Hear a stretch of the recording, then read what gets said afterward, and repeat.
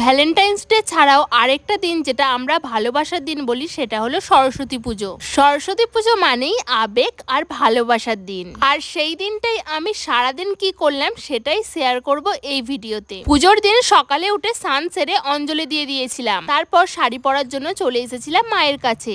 যেহেতু শাড়িটা আমি গুছিয়ে পরতে পারি না, তাই শাড়িটা আমাকে মাই পরিয়ে দেয়। শাড়ি পরার আগে মেকআপটা করে নিচ্ছি। ফাউন্ডেশন দেওয়ার আগে টোনার, ময়শ্চারাইজার, প্রাইমার, কনসিলার দিয়ে নিলাম। এরপর ফাউন্ডেশন দেওয়ার পর পাউডার দিয়ে সেট করে নিচ্ছি। আই মেকআপটা করে নিয়েছি আই শ্যাডো আর আইলাইনার দিয়ে। এরপর যা যা বাকি আছে করে নেব। শেষে লিপস্টিকটা লাগিয়ে নিলাম। একদমই লাইট মেকআপ করেছি, তাই আর ফিক্সার ইউজ করলাম না। আর এই হচ্ছে আমার সরস্বতী পূজার কমপ্লিট লুক। এরপর আমি আর বোন কিছু ফটো আর ভিডিও তুলে আমি বেরিয়ে পড়লাম বরের সাথে। এরপর কিছুক্ষণ ঘোরাঘুরি করার পর রাস্তার মধ্যে দাঁড়িয়ে কিছু ফটো আর ভিডিও তুলে নিলাম। এরপর অনেকটা দুপুর হয়ে যাওয়ায় বাড়ির দিকে রওনা হলাম। সরস্বতী পুজোর দিন বেশিরভাগ বাড়িতেই গোটা রান্না হয়, তাই আমিও বাড়ি ফিরে দেখলাম আমার বাড়িতেই সেম আয়োজন হচ্ছে গোটা রান্নার। দেখো মা কাকিমা সব সবজি কাটতে শুরু করে দিয়েছে। সরস্বতী পুজোর সময় আমাদের এখানে একটা মেলা হয়, তাই আমি আর বর সন্ধ্যাবেলায় বেরিয়ে পড়েছিলাম মেলার উদ্দেশ্যে।